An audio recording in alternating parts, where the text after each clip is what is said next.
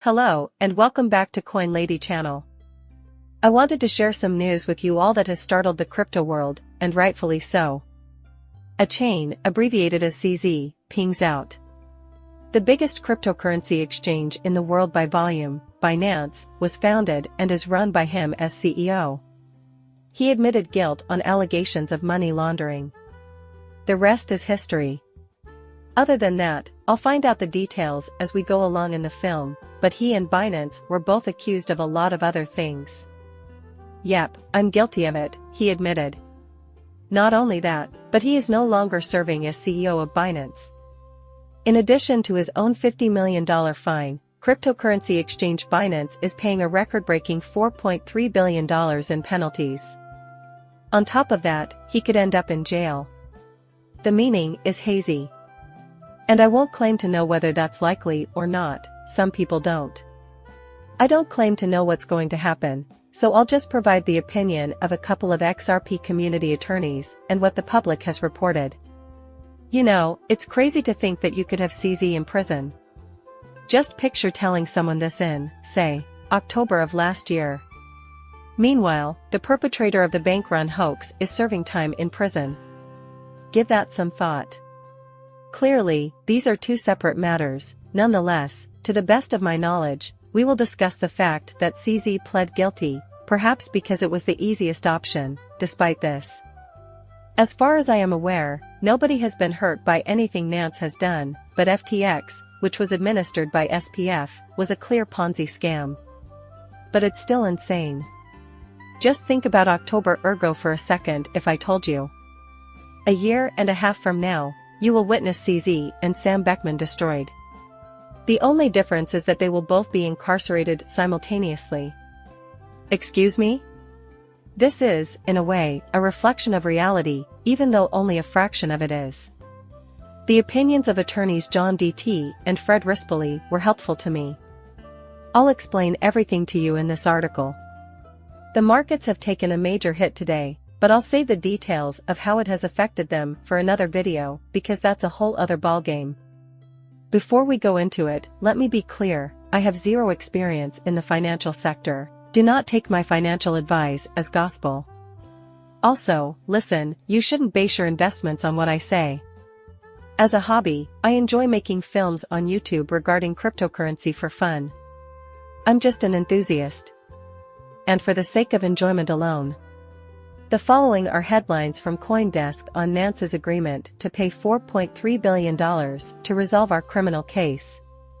In Seattle, Jinping CZ Zhao admitted guilt and resigned as CEO. Are any of you paying attention? For the year 2023, put this on your bingo card. I certainly didn't. One of the biggest fines the United States has ever gotten from a business defendant was $4.3 billion paid by Binance, the biggest cryptocurrency exchange in the world, in response to criminal charges of violating sanctions and money transmission laws. Founder CZ resigned as CEO and pled guilty in Seattle to the accusations against him personally, agreeing to pay a fine of $50 million. A court filing that was unsealed on Tuesday accused Ripper Richard Ten, who had previously worked as a regulator in Abu Dhabi and was later in charge of finances and regional markets, of failing to have an adequate anti-money laundering program, running an unlicensed money transmission business, and violating sanctions laws. Nance will be appointing Richard Ten as CEO. To get the record straight, everyone in the crypto community is talking about the Biden scenario and how it's casting a shadow of uncertainty from a legal standpoint. Despite the fact that this has caused some difficulties in the markets, something we will address in a subsequent video, many still see it as a positive development.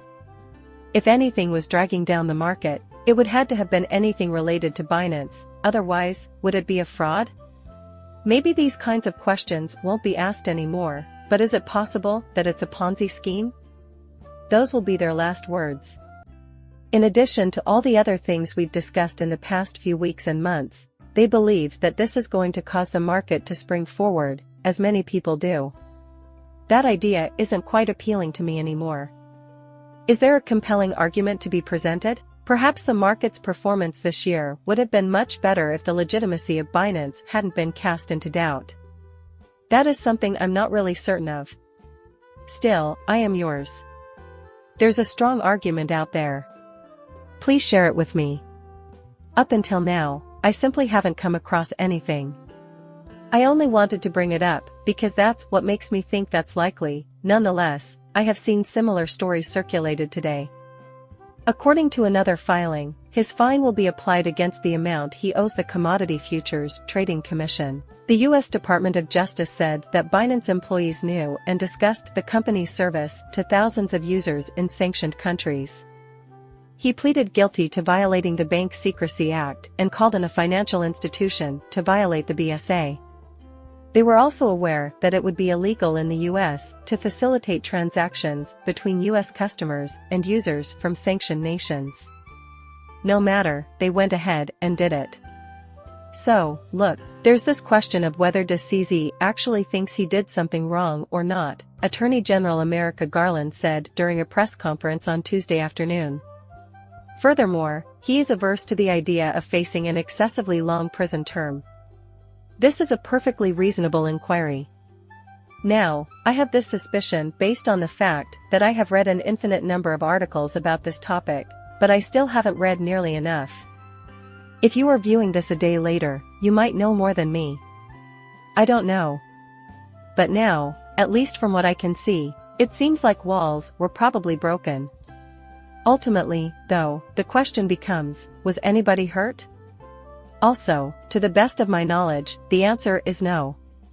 Here, we are not dealing with an FTX scenario. From what I gather, though, he pled guilty precisely because he deserves to be found guilty.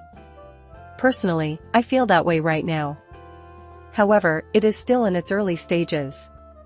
To my knowledge, this has never occurred before today. This news broke just 12 hours ago, you know. Things move quickly, but that's the current picture. After that, they'll go on to the $4.3 billion penalty that Binance is facing, which is one of the biggest fines ever levied against a corporation. According to Garland, the total amount recovered from the exchanges is $4.3 billion, with a portion going to each government agency. Binance was the subject of separate settlement announcements from the U.S. Treasury and the CFTC. According to Treasury Secretary Janet Yellen, the largest settlement in Treasury history was reached between Nance and her department's money laundering and sanctions watchdogs. After that, and this is all within the past few hours, the news surfaced that CZ may return to Dubai after being released on a $175 million bond.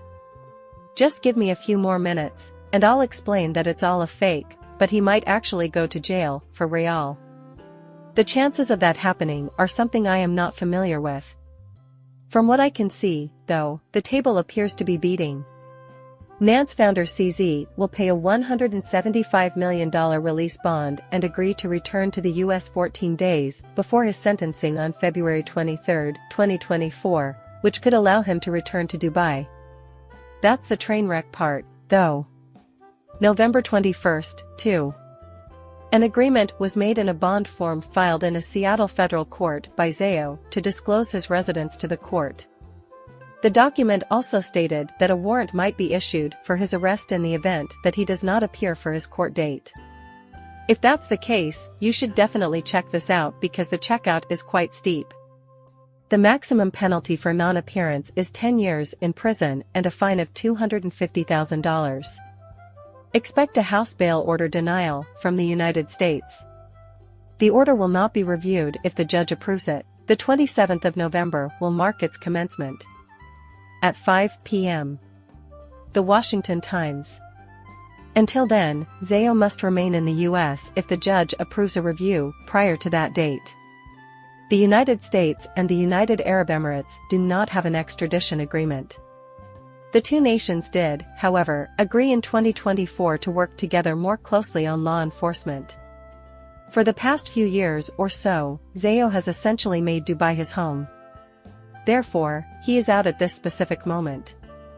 Before all this broke, though, I read a plethora of articles on it in the afternoon. The question of whether CZ will wind up in prison is still unclear, so I thought, okay. Accordingly, I shared the following at 1:09 p.m. Central Time, along with the news that CZ is allegedly paying a $50 million fine and pleading guilty to charges of money laundering. Could he end up in jail? What is the estimated duration, if any? Several articles I've read have come to the same conclusion. To the best of my knowledge, nobody is discussing this either. And I consult with lawyers, such as John Dean, who got back to me. All he said was that I should expect a sentence of 2 to 5 years on probation and, at the very least, 6 months to a year spent in house arrest. No jail, in my view. Thus, according to his assessment, it is quite unlikely that CZ will be sent to prison. In response to my correspondence, attorney Fred Rispoli wrote, "John is correct. Because CZ would never have consented to this without guarantees of no jail term, that component is missing from the announcement." After CZ admits to criminal activity and the $4 billion news breaks, we will soften the blow. Similarly, the Department of Justice argued that such serious criminal conduct necessitated probation, which is an entirely reasonable position to adopt. I feel the need to bring this to your attention at this early stage. Less than 12 hours have passed since this whole thing began. Unfortunately, I'm not interested in reading the Reuters report about the crypto king and the chief sacked for our crimes. A crucial aspect on this subject, though, is as follows, and I would want to draw attention to it. And the topic at hand is the jail system. For the counts he is facing, the U.S. sentencing guidelines recommend a prison term of 10 to 18 months. According to the New York Times, the prosecution is asking for a prison term of 18 months. Assuming, of course, that the 18 months sought by the prosecutors are accurate. I will not claim to be an expert in the law, but I suppose the judge will decide how to carry out the sentence process. Basically, all I do is play the role of a lawyer on YouTube. Well, it will be interesting to watch what occurs there. It has occurred to me once again that he and SPF could be serving concurrent prison terms for crypto-related offenses. Cybercrimes? I dare not even mention that. Considering that FTX is definitely not the correct Ponzi scheme and that these rules aren't crypto-specific, it's clear that that isn't fair. Additionally, in regards to CZ, he has admitted his culpability by pled guilty. I didn't say those laws were crypto-specific. Again, I don't know, but after reading a lot of articles, I don't see someone who has been negatively affected by this. The point is that he crossed a line that was explicitly forbidden to him. I refuse to read this piece, but I will say that it was somewhat true. Nance got enormous, got huge, according to this headline from CoinDesk. U.S. customers caused the financial sector to boom, which was against the law. Here was the main point of the article, back when Bitcoin was first starting out, about 6 years ago. Customers in the US, who they weren't allowed to serve, drove up their volume significantly. Additionally, in the end, it was their departure that brought them. We are no longer permitted to be customers. Then there was the Nancy S. structured sister business or subsidiary, depending on your preference. However, I was a Nance customer when I first started investing in cryptocurrency 6 years ago. I was simply jumping on the bandwagon for whatever liquidity did at the time, long before Nance existed. So, what's happening here is an exchange in China. It seemed like everyone was using it, so I figured it was fine. I see. That was the initial one, and I somehow lost the ability to access it. Nance launched them here, though. They reportedly attribute a great deal of their rapid expansion to that. Much of their success was due to luck. Regardless of their strategy, they outgrew their rivals. It seems, though, that they likely wouldn't have done it had it not been for that. That, however, is what ultimately contributed to its demise, at least in my understanding of it.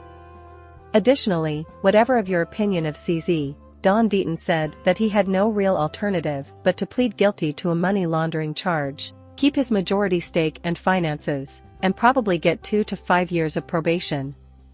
No reasonable criminal defense attorney would ever advise you not to take a chance. And that's okay. Plus, I'm assuming he did this for a reason. I also read that CZ cannot openly contradict his acknowledgement of guilt in any way.